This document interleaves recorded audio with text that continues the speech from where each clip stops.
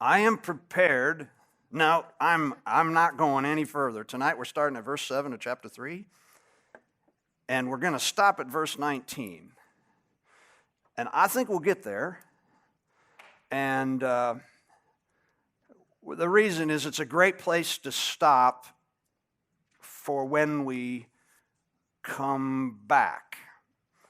And here's the reason. What we're getting into, this next passage, it really represents what I would call the transitional passage in the whole of the story, from the introduction of Jesus as this new teacher in Galilee and all of the accompanying,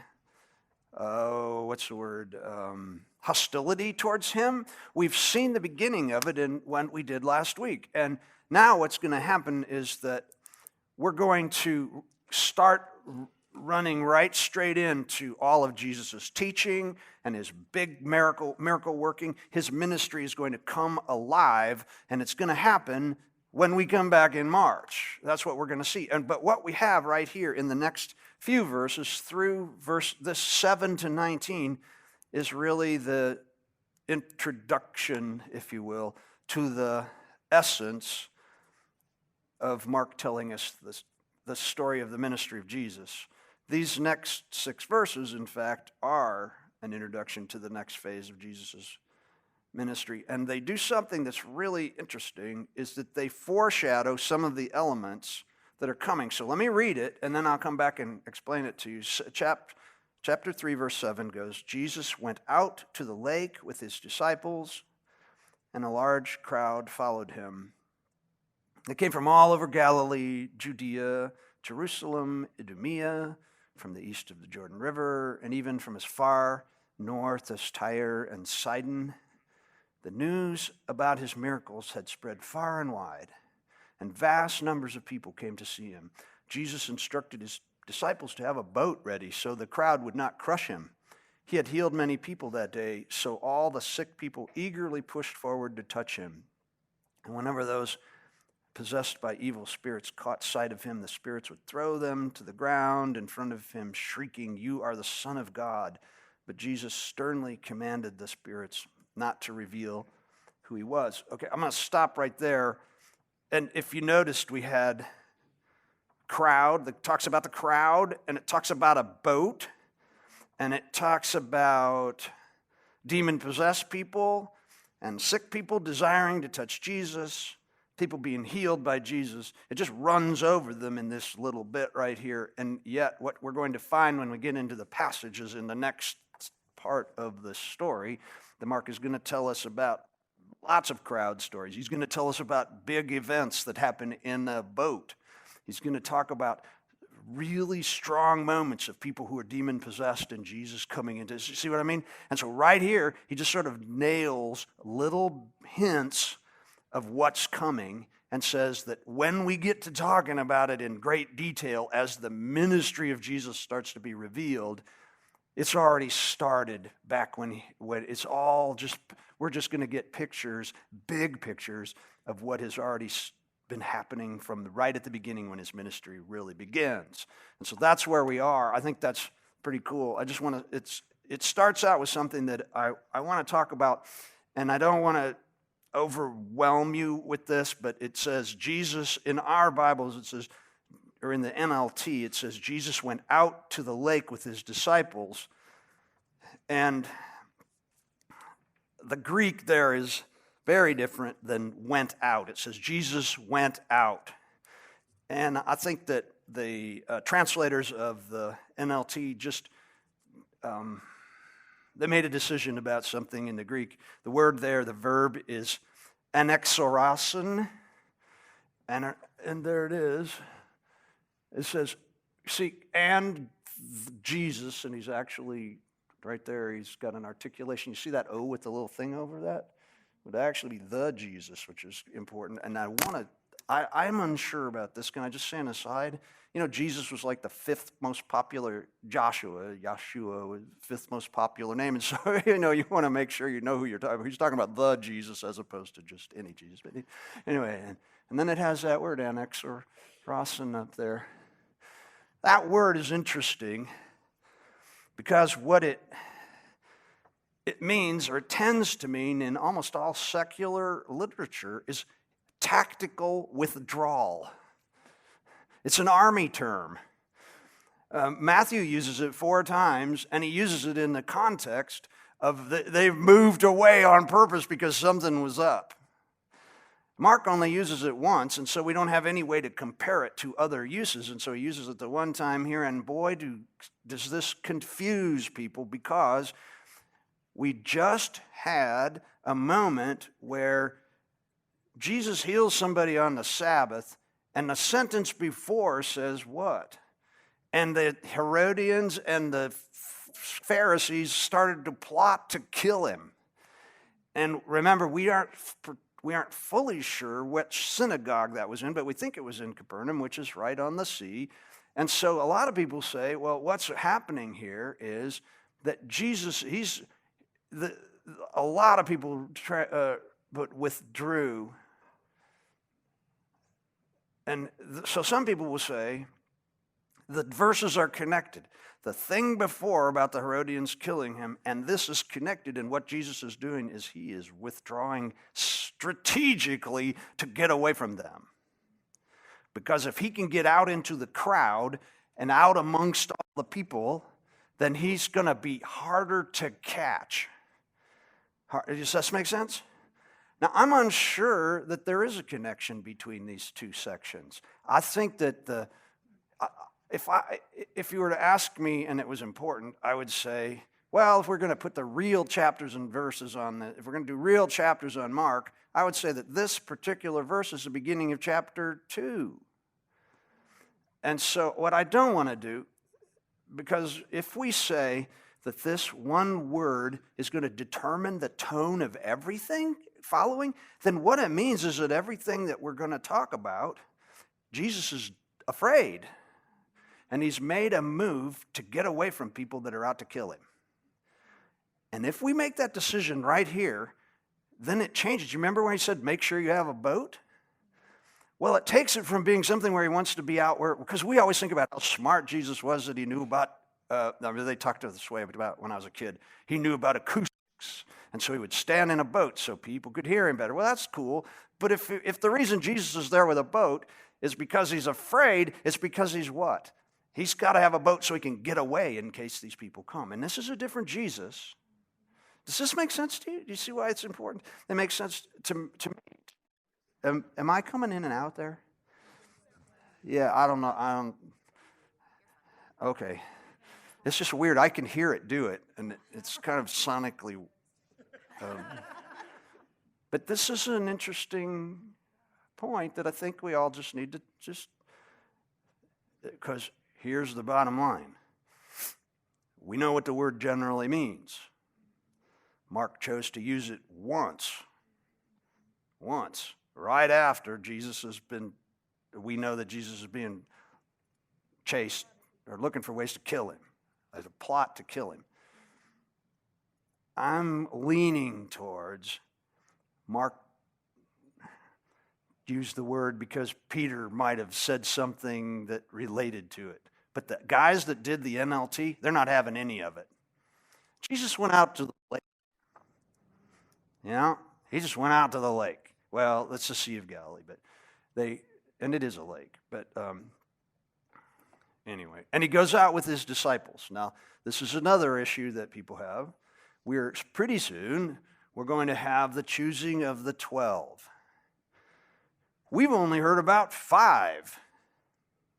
But clearly, the number has grown of people who are actually following him closely. We've not been told of anything about it, other than that he's got a smaller number. But it says he goes out with his disciples, and a large crowd followed him. Interestingly, the word for crowd almost always in the New Testament is oxlos. Oxlos is a general, broad term for a large group of people that have gathered up who you are uncertain about their fealty to you. The crowd is always, when that word is used, It's always fickle. Okay? This is the common way that the crowd is addressed throughout the New Testament. Here, Mark uses a very different word. He uses a word, and I want to say it right. There, you put it up there. It's plethos is the word. I just wanted to make sure I had it in the right. Is that what you've got up there? Plethos, yeah. Now, this word simply means a multitude of something. In the actual text, he says, a great multitude. The reason I think that Mark uses it here is this. This is not a crowd at this point that Jesus can't trust. Remember, he just got what? He just got a plot started against him over here. And he moves to a safe place with people he can trust. I think that's what it is. So Mark uses this word plethos. And the reason that it's something that he can trust is that it is multinational in its scope. I know this is going to sound weird, but I am very confident that multinational, many nations, people of lots of backgrounds and various places is the kind of following that God loves to see. This mix, and he says, so there was what? A many multitude, or a great multitude that followed him. And we're going to get all the places. We're going to get all the places. But I think that this language points to the fact that Jesus is not afraid at this moment.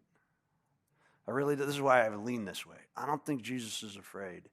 I think Jesus is happy to be in a space where his ministry is touching people from so many places and so many kinds of backgrounds and things. Now, as we go through this, we're going to have to remember that we're not talking about all Jews in this. We're talking about all kinds of people. And even at the beginning of Jesus' ministry, what is shown to be the thing that he wants to be engaged with is what? The nations. The nations. And so that's cool. It says, can you put the text back up for me, Jeff? So he went out, and a large crowd followed him. Can I just look at my notes to make sure I'm not missing anything?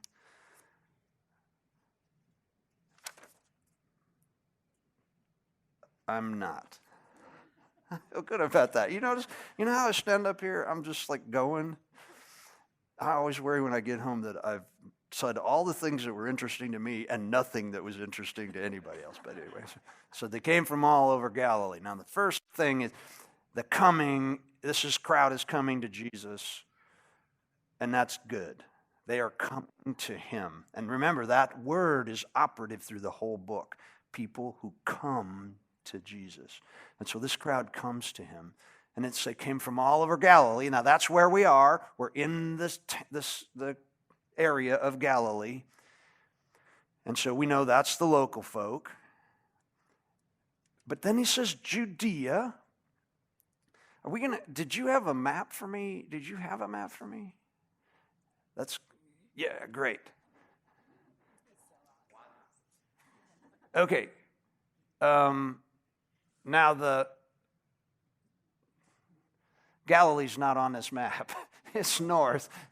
It's up above Samaria. That's okay, because I can point to this one. You see the little lake up there? That's the Sea of Galilee. And Capernaum is sort of on the northwest corner of it. This is good for a minute. And then Galilee itself, which is off the map, stretches all the way to the Mediterranean. So they've come from Galilee, which we expect, because that's where Jesus is from.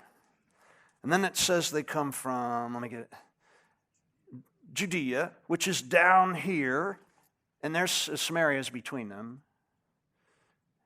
And remember, now, you may have heard me talk about this before, but the Samaritans and the Judea just simply means land of the Jews. And they're down here in Judea. To get way up there north, they had to cross the Jordan and go up through Perea on that side of the river Jordan, because the Samaritans were well known for murdering the Jews as they came through, and at least robbing them while they're coming. They had to travel in large groups. So now just remember, this is the beginning of Jesus' ministry, and people are coming from down here. And then it says, and Jerusalem, which is what? The headquarters of all Jewish religion. And so people they have heard something about Jesus already that they're willing to, yay, there we go. See where Galilee is way up there? And look where Jerusalem is. It's a 3 days journey to get there if you're traveling fast. And to get from Jerusalem up to Galilee, just to start with, but Capernaum way up there. And they're coming from there. And then it says, the next one is Idumea. Okay, Idumea, look where it is. It's down here. Yay, hey, that's cool. Thank you. Now, have I talked about Idumea? Idumea is Edom. Edom was a Gentile pagan nation who for centuries had lorded it over the Jews, had sided with all their enemies, caused all kinds of problems. And then in the 2nd century BC, when John Hyrcanus, the dude that took in the Maccabean Revolution, took over, and they started a Jewish. They kicked the Syrians, or the Greeks, the Greeks out, and they started through the rebellion against them. They had their own nation, and they were ruling their own country, and they said, now we got it all together, and the first thing we want to do is revenge on people who've been bad to us in the past. And so they marched down into Idumea, or Edom. They took over, and they made everybody convert to Judaism. Now, just think about that one when they came in, and what's the first thing that all men have to do of all ages, because we're all groaning a little bit. Yeah, well, they forced them under the law and forced everybody to, you know what I'm talking about. And they made them second-class Jewish citizens and then never treated them like real Jews. Here's the problem. Guess who the most famous Idumean in the world was? Herod the Great.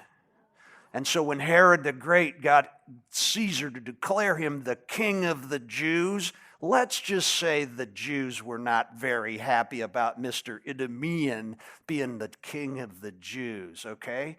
But somehow, and this is important to God that this happens, that we know about it, that when Jesus starts talking, even after the big shot Jews are out to kill him, people from Idumea make a really long trip all the way up there to Capernaum to get in touch with Jesus. That's pretty amazing that the story had traveled that far. Something about him had traveled that far already. Never forget, as we do the Christmas story, in the days of Herod the Great, when Herod was, this is bad. And every Jew is really upset. And for someone to say they are an Herodian is to say they are traitors. They're traitors, okay? So then the next thing is we've got Idumea, and then from east of the Jordan, now that is Perea right there, primarily Gentile. And then east of the Jordan also would be Decapolis. Right there. Decapolis is called that because it's the region of 10 cities. The 10 Roman cities were built in that area, and they called it that. They all have very Greek and Roman kind of names. Anyway, but those areas, they're all highly Gentile. When we get to the point where Jesus crosses over the lake and he comes up on the shore, and there's a guy with like demons in him, and the demon says that his name is Legion. You know that story? We're going to talk about that later. It's Gentile area. In fact, interestingly, the text never says that the disciples ever get out of the boat, just Jesus. That sounds like the disciples just stay in the boat because we're not going to go where all these Gentiles are. But guess what? People from there came to Capernaum and mixed in with the big crowd. This is why it's a great multitude. A great multitude. Is this making sense to you? I get geeked about this, and I know I'll never get to preach it, so you got to suffer through this, okay? But and then the other one, it says and then it says as far north as Tyre and Sidon. Now, look where they are. Those are purely Gentile cities. Those are not Jewish at all. That's purely Gentile. And it's so far north. Now look where we've gone. We've gone Galilee, which really stretches pretty much, all the way over. And then we come down to Judea and Idumea, we're south. And then we cross over and we go all the way up to the north and all the way up to Tyre and Sidon. And so we've really pretty much covered the waterfront if you think about it. And these are people who it's like it passes so quickly in the text. But can you imagine that Peter's telling this story? Think about it. Peter's telling this story to a lot of folks, and he goes, yeah, he was the Jewish Messiah, and he was speaking in the synagogues. But when he started his ministry for real, people from where? Everywhere, of every kind of background and everything. They were coming because Jesus was offering something that nobody else was offering. Now we know. We know that they came there because they heard that Jesus could what? Heal the sick. And in their world, somebody who could heal the sick, even if they couldn't heal the sick, they still drew a crowd if they said they could heal the sick. But that's why they came. But this is the kind of crowd that God wants surrounding his son when he is showing the power of the ruler of the universe. Does that make sense? It's just like cool, I think. That all these people from so many places. And it says that the news about his miracles had spread far and wide. And vast numbers of people came to see him. One of the things, when people think that Jesus made a tactical move to get away from the people who were after him, was that he would throw himself into these big crowds or find ways to get into big crowds because it'd be really hard to get to him. The crowd was going to be difficult. And you all know, or have I talked about the fact that they believed at the time? Well, can you put the next text up and then I can talk about it? Okay, there it is. Jesus instructed, let's talk about that for a minute. Jesus instructed his disciples to have a boat ready. Now, remember, he's got at least 4 fishermen on the team. At least 4. And these four fishermen clearly had use of a boat somehow. And we know that John and his brother, John and James, they owned boats. So they knew about boats. Now again, we know that it's true. I know that when we go to the lake in the summer, where we are, the lake is about 1.25 miles wide, and the people on the other shore, when they're sitting out on the dock talking about how much they're unhappy that their daughter brought some guy up to the lake with them, and we can hear every word they say. You know what I'm saying? Yeah, you know what I'm saying. And that is true. And they'd figured that out. They'd all figured that out. They'd also figured out certain kinds of cave areas are better for talking, and they had ways to figure out how to make lots of people be able to participate in someone's spoken voice. Now, this could be why Jesus did this, and he had it ready in case he needed to move out. But I think the main reason was this business about, and it does say crush. That is what it is, like smash him, and that he's worried about that. Here's why. Healing, people believed that if you touched the garment, any part of the garment of a person who could heal you, the power would come out of their clothes. We're going to get that with the woman who'd been bleeding for 13 years, and she's just wanting to touch the tassel on the end of his cloak because she knows she's going to get the power. They also believed that any bodily fluid carried the power. This is why Jesus will, on occasion, spit on his hands and make some kind of a paste and put it on the eyes of a blind person to heal them. Also, they believed that your shadow carried your power. In the book of Acts, it says the weirdest thing. And people lined the streets just hoping that Peter's shadow would cross them because they fully believed that the person's shadow, they had a very different notion about what our shadows were. And they felt that it carried the power. Now, now think about it. If you're thinking that I just have to touch him, I just have to get in the way if he sneezes, I just have to be on the right side of him as he passes me, and I will get power to heal me. Now, this is back to something that I need to write a book about. Is it true that the power of healers is present in their clothing? I don't think so. But if everybody believes that it is, God will use it to show the power of the healing power of the Holy Spirit through Jesus. Is it true that our bodily fluids contain the power to do miracles? I don't think so. But if everybody believes it, God will use it to further the truth of his ability to heal. Is it true that our shadows are powerful enough to heal people? This is why I do not believe that healers today should be going around putting their shadow on people, because nobody believes that. Nobody believes it. But God will use anything that we believe, even if it's false, to further the truth, and he won't correct it. He won't correct it. Now, is this okay? Are you with me on this? I mean, this is deep. This is deep for some people. They just, because there are speakers out there who, and I have seen it. I've seen it. There are people out there who will have a small piece of handkerchief and wipe the sweat off their brow, and then they'll pass these things, sell them for $100 so people can get healing from a small piece of cloth that's touched their bodies.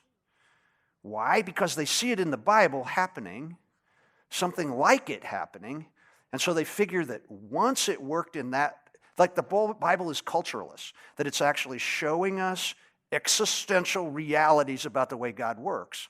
Not necessarily. It may be showing us the way that God uses people's cultural misunderstandings about the existential nature of the universe, but God doesn't care, and he goes ahead and uses it for them.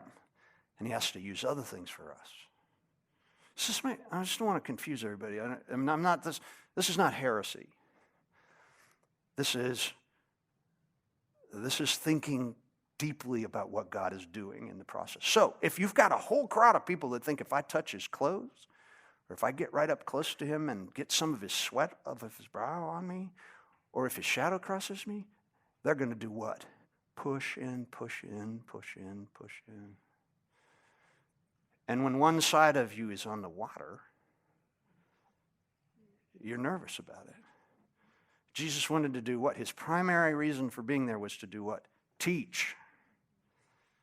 And the miracle power that comes from him that heals people says, this man has authority from someplace special, and so listen to what he says. And the reason that you know he has authority is because from him comes the power of God to heal diseases. That's what's going on. That's why he has a boat. I do not believe at all that Jesus was afraid of the Herodians and the Pharisees at this time, because I'm confident that he knew his time had not come and that he had a lot more to do that nobody was going to cut short his ministry until the day it was appropriate for him to go to the cross. And so he just didn't want to get into and he's got his disciples around him. What a mess that would be. It never says he needs the boat. Did you notice that? Never says it. It just said he had a boat ready in case the people came. And it says he had healed many people that day. And so all the sick people what? And that eagerly is a really good word in there. It speaks of their hope. Push forward just to what? Touch him. Touch him. So, you guys okay with this? Are we okay? You're all looking at me when I said about you know that's Tim's book, don't you? All the things in the Bible that aren't real about the world that God uses to, some of you may not know this, but that's my specialty. I'm keeping track of all the things that just aren't true. But everybody at the time believed him, so God uses him because he has a bigger point to make. And I've said it before, but I am wondering, I hope I have some insight into the world in 200 years from now of all the things that we thought were real that we're completely wrong about, like, what was it, that hot fudge is the best food for us? It's like, what do you mean you didn't eat hot fudge with every meal? It's just like the things that they're going to figure out about that we believe is real, that God is willing to use in our culture to bring us to a higher understanding about who God is and what Jesus has done for us. And he'll correct that misunderstanding about that stuff later. You guys were just wrong about the spit thing. We used it because when we used it, it showed you because you already believed that that's the way the power was going to come. We just we used it. And we just didn't mess with the fact that it didn't work. It's not going to work all the time and not forever. But at the moment, it spoke to absolutely what people believed needed to happen in order for us to say, this man is from God. Is that okay? Okay? One of the interesting things about the passage we just read, it says, can you go, let's see, back one section, Jeff, for me, when it said, down at the bottom, it says, news about his miracles had spread far and wide.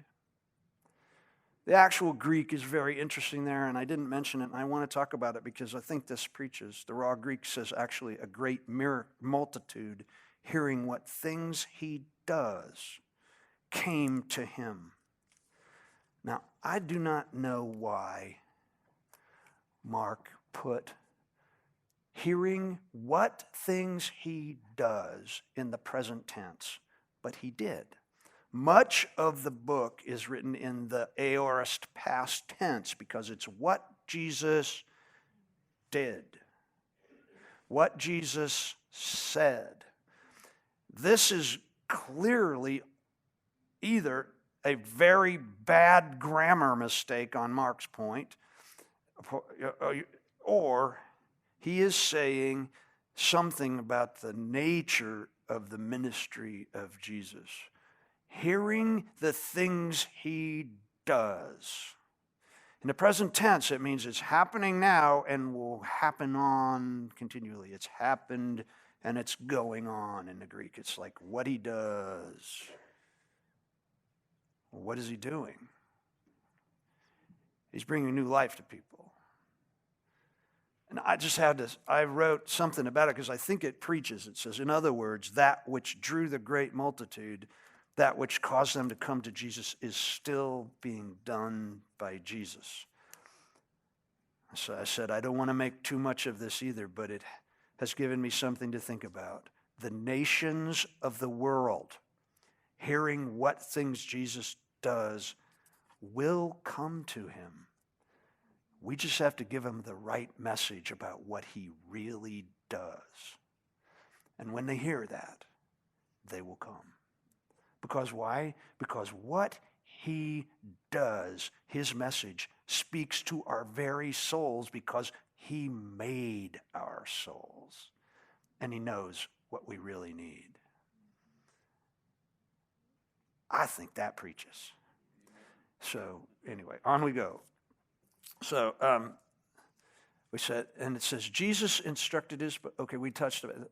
And whenever those possessed by evil spirits caught sight of him, the spirits would throw them to the ground in front of him, shrieking, "You are the Son of God."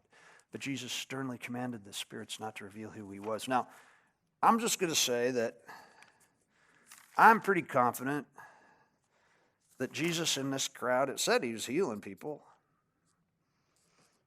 I'm sure that he healed a whole bunch of sick people that day. And I'm sure that he most likely blessed a lot of people. He comforted people. He did all the things that Jesus would do with a big crowd. But the only thing on that day that Peter spoke about and that Mark writes about is what? Dealing with those who are possessed by evil spirits.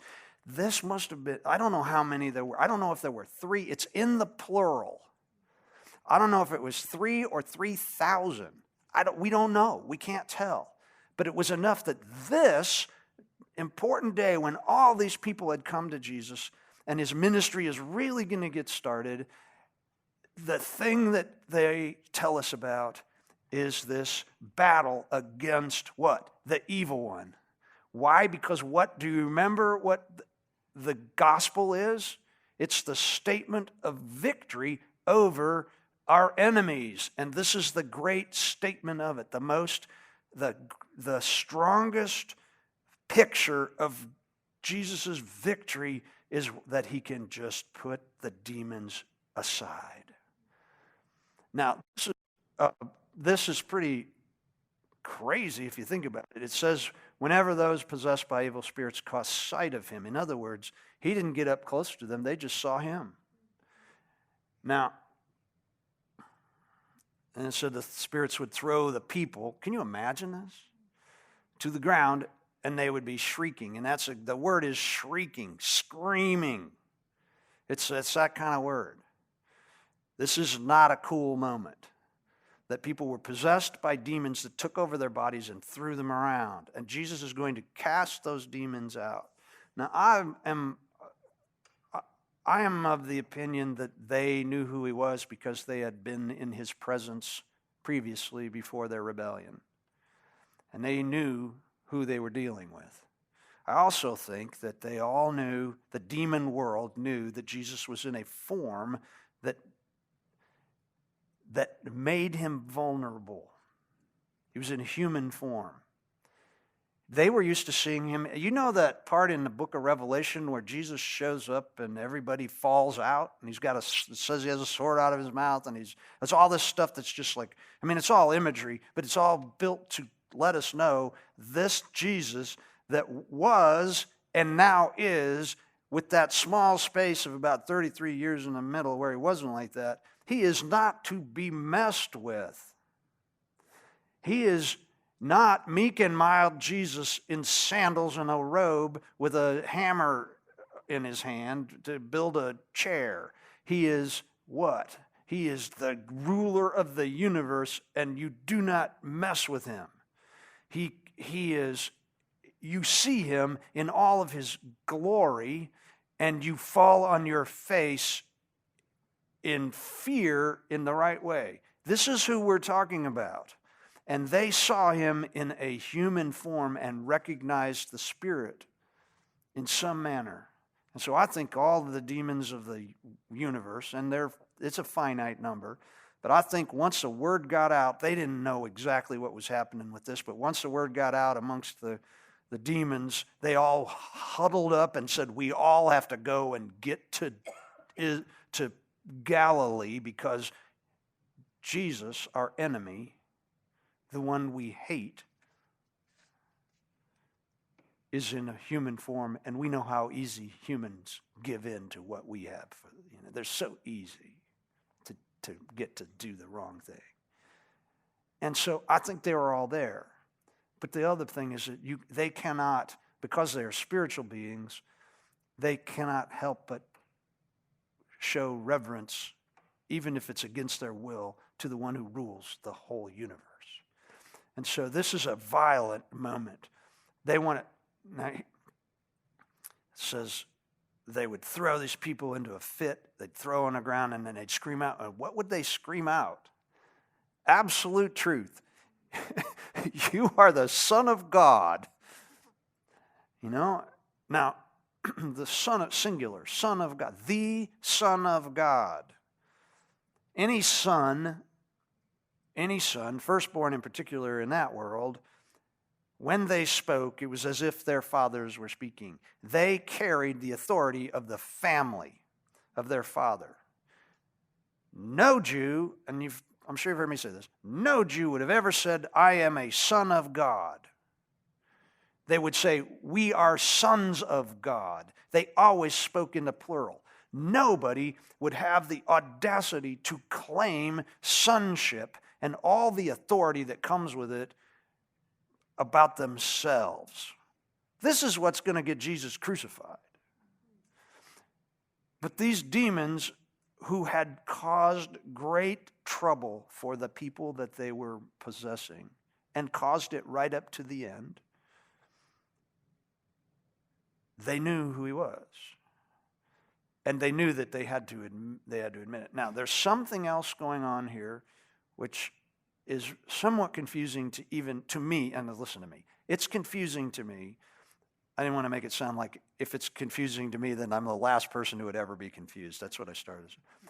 Here's the deal. They all believed at the time that if you knew someone's name, and you knew their full name and something about them, that you had power over them. It was difficult to get information about people. It was difficult to find people. You know, they didn't have phone books, or they didn't have anything. And so if you came up on somebody that they didn't know who you were, and they started telling you about you, like what your name is, where you're from, and what you do, that meant they had some kind of power because they could figure that out. And anybody who had that kind of knowledge, that was knowledge that could put someone underneath them. And so some scholars believe that the demons, and I don't know where the demons would have gotten this idea because this was a human idea, but if they started to call out Jesus' true identity, it would give them power over him. Like, I know who you are. And I know what you're about, and so I'm bigger than you are, and you can't mess with me because I not only can find out all about you, but I can do anything I want to you. Does this make sense? And so they're thinking that the demons were doing this. I'm unsure about that. I'm thinking that what was happening was that they, against their own will, were forced to admit who he was. Whatever it was, if you were in that crowd and people possessed by demons were shrieking and falling on the ground and yelling out, you are the Son of God, you're not going to be naturally disposed to wanting to be around that person because demons are screaming this out. Now here's the thing. Demons lie. And if you had a reason to wonder about Jesus, and a demon is throwing somebody on the ground and causing them to scream out stuff, and they're screaming out that this person is the Son of God, which is almost what? It's almost heresy to speak in such a manner. You're going to wonder about this Jesus guy. Where's he getting his power? Because the demons are recognizing him as the Son of God. And demons what? Lie. This is why Jesus sternly commands them not to reveal who he was. He shuts them up. It literally says he shut them up. Why? Because he didn't want to be revealed by a what? A tremendously unreliable source. Now, some people talk about the messianic secret that runs through the book of Mark, that Jesus is always telling people in spirits not to reveal who he is because he wanted to wait till the very last minute after he'd risen from the dead and then go, guess who I am? I'm Jesus, the Son of God. At a time when he already had proven that he was so powerful and so in touch with God that he would be raised from the dead. And they think that that's the way the narrative works. I'm just going to be honest. I don't think that Jesus' life was that calculated. I think when he showed up at this thing and people started coming with demons in them and he's casting them out and they're saying who he is, he just had to deal with what was coming. I think chaos in the life of Jesus was necessary for him to fully understand what it is to be us. Okay?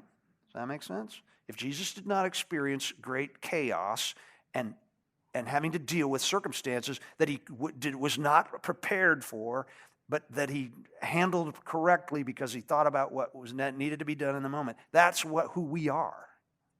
That's who we are. He has to experience that. So anyway, back to the thing. He says he didn't want to be what? He didn't want to be presented to the world as somebody that, by a title that would have been against the law to say, and by people who were demon-possessed. And so he says, be quiet. You don't get that privilege. You know that in the book of Mark, only 2 people or things get to say that Jesus is the Son of God. Here, demons who are told to shut up. You know who the other one is? He's the Roman centurion at the foot of the cross. When it says, and seeing the way he died, he said, surely he is, now he says, a son of a God, is what he says, literally. Can I tell you one other thing? I may have said this before. It's also, you know, when right before Jesus, or after Jesus died, they stabbed him in the side. And out of him, it says, came what? Blood and water. Everybody believed, everybody who was a Gentile, who believed in the pantheon of gods, believed that in the body of the gods flowed a blood-like serum that looked like water that brought life to them. The gods' lives, their lives were powered by this fluid that looked like water. Everybody believed that we had blood in our being, and in our blood was our life. You've heard this often. In the blood, it contains the life. When Jesus is stabbed in the side, and the person who sees it is a Gentile soldier, Jesus bleeds the fluid of the gods and the fluid of humanity at the same time. And both are there.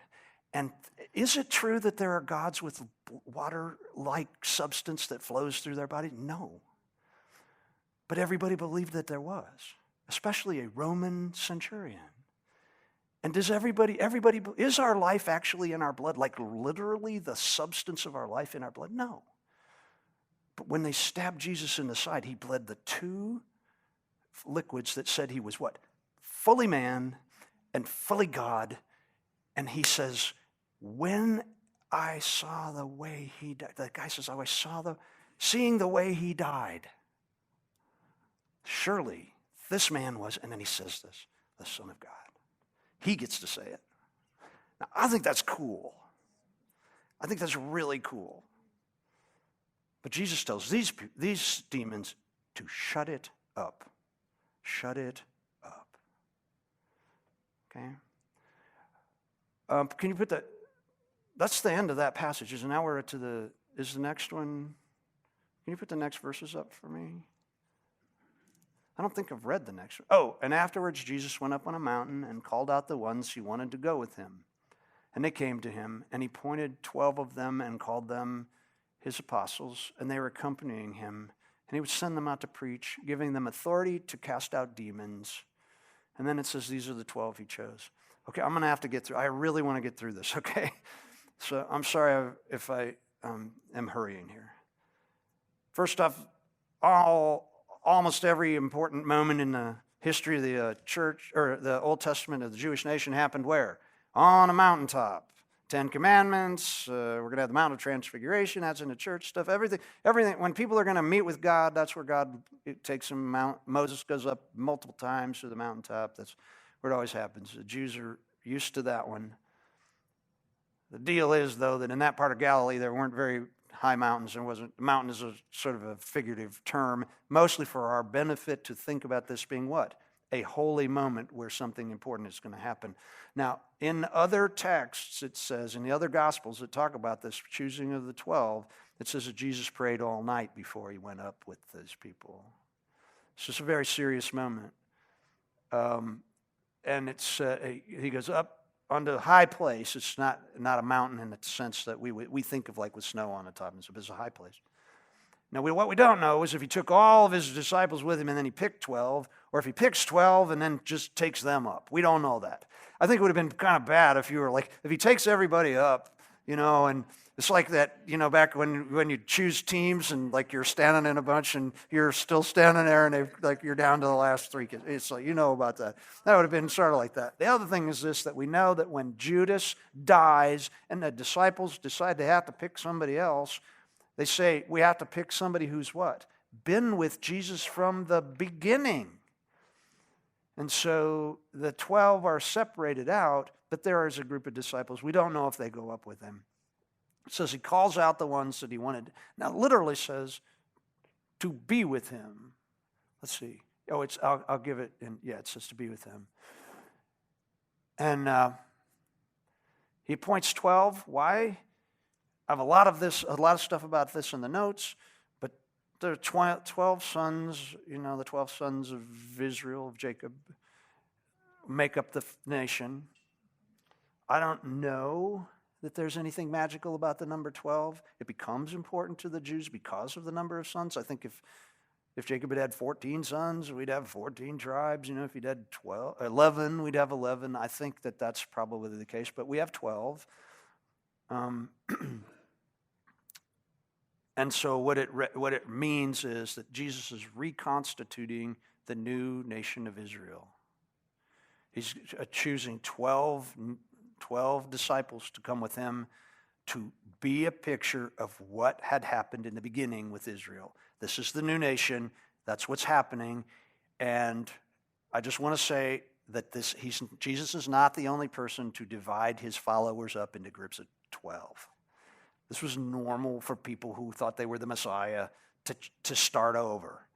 Jesus does it too. So he appoints 12 of them and he calls them apostles, the sent ones. And then it says and it literally says to be with him. He would send them to preach. And he would give them authority to cast out demons. And this is not random. To be with him does not mean he needed buddies. He didn't need people to hang out with him.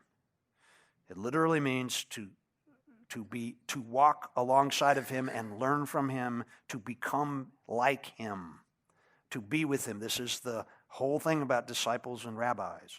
Either be with him so that he can later do what? Send them out to preach. Preach what? What Jesus was preaching, which was the gospel. And the gospel is what? The story of the victory over our enemies. And how best do you show that we have victory over our enemies? You what? Cast out demons. These three things work. This is a purposeful thing. So that's because the gospel at that time had everything to do with the fact that the kingdom of God had come and we've already won. And we're going to show you how we know it's true. And in chapter 6, he sends them out, and they speak the word, and they come back and they say, and even the demons obeyed us. We'll see all this later. Okay? I don't want to... And then he says he chose 12. And we've got 15 minutes. So can you stay with me for 15 minutes? Can we go to the end tonight, if it takes me that long? I know there's literally nothing to get home to tonight, so I feel bad. Usually, me to get home to you? Oh, okay, yeah, that's cool. Now, how do you like that? Boy, that was sweet love right here I'm blushing. I can't believe you did that. When I just mention her in the class, she always goes, Tim, you always draw attention to me. And then she does that.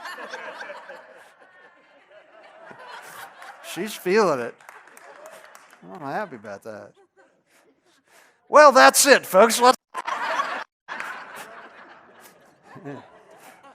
Okay, here we go. I'm going to blur. You'll get lots of stuff in the notes. I got way too much about this. Simon, he's first one named. Of course it's Simon because he's telling the story. There are 4 lists of the disciples. Most of the names are in the same order. Some are a little different in the two. 11 of the names are always the same in all four lists. This list has Thaddeus, and the other one has a different name, and is it James the Lesser or something like that? Judas the Lesser. By the way, Judas was one of the most popular names at the time.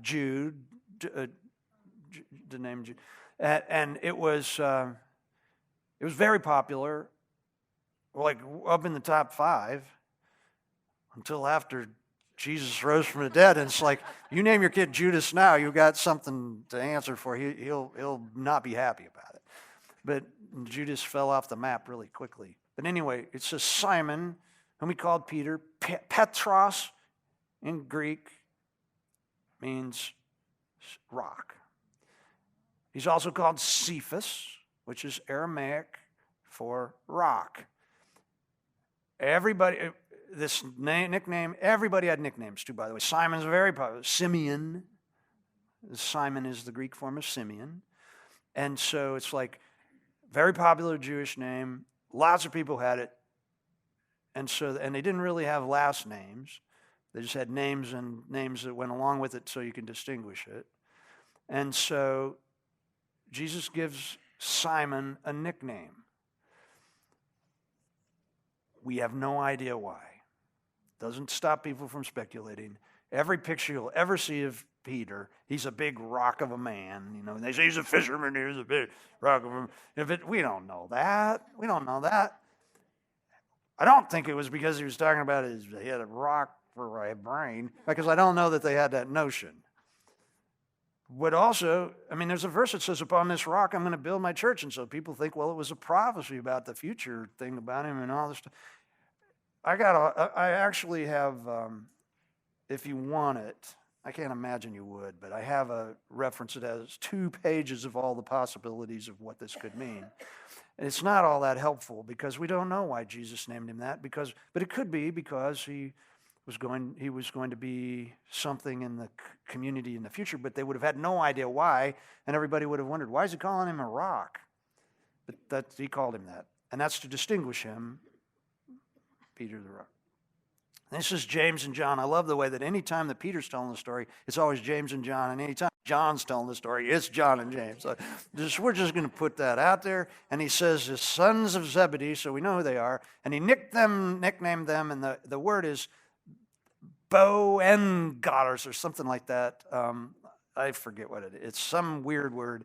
And it says, and he tells us that it means sons of thunder, and there is absolutely no word like that in any language anywhere that means sons of thunder. We have no idea where it came from and no idea why he named them that. People go all out with their ideas. They say that they were... It's some kind of word that meant something at the time to somebody, but even by the time that Mark, and he's the only one who tells us this, by the time he gets around to writing it, he has to tell us what it means, because clearly it didn't mean that to anybody that was hearing it. Because the word in Hebrew for thunder is kol. And and the Greek word is it's a B word, but it doesn't sound anything like this. We have no idea why Jesus named them this. And again, people go, it's because they were brash. And there is some aspect to it that maybe it means loud mouth. Okay? But there are 2 statements, and I've got the references in the notes, about where they ask for stupid things. You want us to call down lightning to kill these people or one another? Can we sit at your right hand and left hand? But we don't know that that's the case, because Jesus names them this before they start talking like this. Also, people say it's prophetic, because the only thing that thunder is related to in the Bible, in the Old Testament, is when God shows up to speak. It's like what? Thunder. And so they say, well, he called them this because eventually they're going to preach in a way that their preaching is so powerful that it's like God's voice. At the time that he's giving the law, it's equally powerful when they're saying, and we don't have any idea. All I know is this, that Peter wanted to make sure that when he told the story, everybody knew that they were called sons of thunder. And so he made sure that Mark he said it enough that Mark, when he told the story, he had to put in parentheses, they're called this. because something was up that all the disciples knew why Jesus called him that, but we don't know now. We just don't know. Now, from here on out, we don't get much more about him. It goes, we get Andrew, who's what? He's Peter's brother. And then we get Philip. And let me look at this. Man.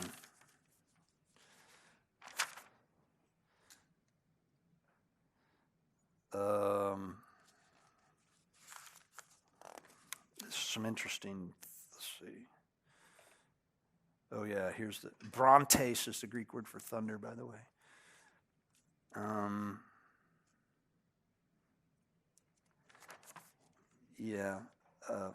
Philip is a Macedonian name. It's a Greek name, but it's not Greek. And we find that name in many Hasidic texts. By this time, people were naming their kids after Greek people because Greece was the cool culture and everybody wanted to be like that, so they named their kids with Greek names. Then Bartholomew is not even actually a name. Bartholomew means son of Talmai. So a lot of people think that he might have been he might have been the Nathaniel that's named another place, because he's named. There's another list that says Nathaniel as opposed to Bartholomew, but it would have been Nathaniel, son of Talmai. It would have been Nathaniel Bartholomew. You see what I'm saying? Because bar means son of. And so anyway, but we don't know anything about that. We don't know anything about it. We don't know anything really about him. Matthew is assumed to be Levi from the earlier story, the tax collector. Thomas is not a name. Thomas simply means twin. And he had a twin, but Thomas was not a name. And everybody that knows anything about it assumes his name was Judas. And to keep him, Judas the twin. And once Judas went south, they just dropped the Judas part and called him Tom, the twin. Okay? But that's interesting. James, the son of Alphaeus, we don't know anything about him, except that if he is James, the son of Alphaeus, he's probably the brother to whom? Matthew. Levi was Levi, the son of Alphaeus. And Alphaeus is a very uncommon name. And it was used twice in the same book at the front end, which means there are 3 sets of brothers in the original 12. That's pretty interesting. I don't think about that, but 3 sets of brothers. 3 sets of brothers. What's next? James. Okay. Thaddeus. He isn't mentioned in Luke or Acts. Again, people have questions about him. In fact, a lot of the other texts don't say Thaddeus; they say Lebbeus or Labius. It's a weird word, but the other texts go Lebbeus, also known as Thaddeus. So there, you could be the same guy. It's really possible to be the same person and have a multitude of names. You know, Mark is called John, Mark, John, and Mark in the Bible. And then there's Simon the Zealot. The word here is not zealot in Mark, it's Canaanian. Canaanian, and it's not talking about somebody from Cana or Canaan. The Cana word is actually a word that means great zeal or religious fervor. The word also means, the Cana word also means to be jealous of someone or something, and it's used a lot in the Old Testament to say that someone is jealous for the temple or jealous for the word of God. And when Jesus shows up and throws people out of the temple, it says they were reminded of the prophet who said, My servant will be what? Jealous for the house of God. That's this word. If we just had Mark and it said Simon, the one who is what? Zealous, or the one who is jealous, we would probably assume that he was just really religious. But in the other lists that are done by Luke, the other lists are Luke's, where he is just called, and it says Simon the Zealot. And the word is actually zealot, and we know that he was what? A radical revolutionary against the Romans. And so that sort of ends the question. But then we have Judas Iscariot. I have like 5 minutes and I'll be done. Judas Iscariot, I'm starting to smile because this is my thing. The word means man from Kerioth. Iscariot. It's not his last name. People have come up with all kinds of bad things to say that it actually means. They say it means betrayer, assassin, murderer. And some say that the word actually meant in some weird fashion redhead, because you know that redheads were, I'm looking around for redheads. Redheads were considered to be unscrupulous and having something to do with the dark side. If you look at old paintings of Judas, he's always got bright red hair. Red hair. Look it up. I mean, there's a whole thing, a history of red-headed people being considered to be devious. They're always very overly emotional and rash. Even now, we think they have big tempers and things. And this is all left over from the stuff about the fact that they used to believe. Now, just think a minute. If you're in the Jewish world, now what do you think of when you think of Jews? Dark hair, darker complexion, and out of no place, you have a redhead? I went to high school with a guy named Randy Fishman. He had the reddest hair I think I've ever known, and he was as Jewish as they come. Nice guy. But in that time, when they thought of those things as being some kind of marker from God and stuff like that, if you have red hair, you're a problem. But Iscariot does not mean red hair. We don't know what color Judas's hair is, but there's one thing we do know. Kerioth is in the south of Judea, south of Hebron, small village. If that is the case, then Judas was the only non-Galilean. And he was from a space that considered themselves to be far more sophisticated, far more erudite, and far more educated than those hillbilly Galileans. It does not surprise me in the least that when it came time to pick the person to take care of the money for the disciples, they picked the one with the best pedigree. The one, does that make sense? The one who would be the most likely to know how to handle money. Also, the one who is most likely to be on the outside because he has a different accent and he speaks of different things. Somehow he found out about Jesus and he went all the way up to Galilee and Jesus picked him. It says on here, who indeed, the Greek says, who indeed later betrayed him. Who indeed, well, we didn't need to, we all know that. But he wanted to make sure that we didn't make any mistake about it. Why? Because there may be as many as 3 Judases in the story to begin with. And so we have, here are the 12.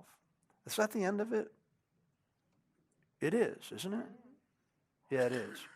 So, okay, we're done, but let me just say this. We're set up now. Everything in Mark related to the followers of Jesus that happen in this group of 12. We never get outside of the disciples again. The new creation of the nation of Israel among these 12 means that God is going to work through them now. Okay, does this make sense? He's going to work through these 12. This is why we get their names, because they are going to be the ones. Now, I was going to read to you how they all died. Let me just tell you, they all died except for one that we don't know about, and John, who died of an old age. The rest of them died through, one was thrown off the temple tower, and then stoned for a while, and then clubbed to death with a fuller's bat. Okay, you remember me talking about fullers beating? Okay, others, one was stabbed to death by 4 people, one was burned to death, a number were crucified. Every one of them but John died a terrible death. Because they did what? They were with Jesus. And they preached the good news. And they showed the world that the victory had been won over the darkness. And the end result is they paid for it. But the church exists because these guys traveled the world. And you want to talk about the map of where Jesus went?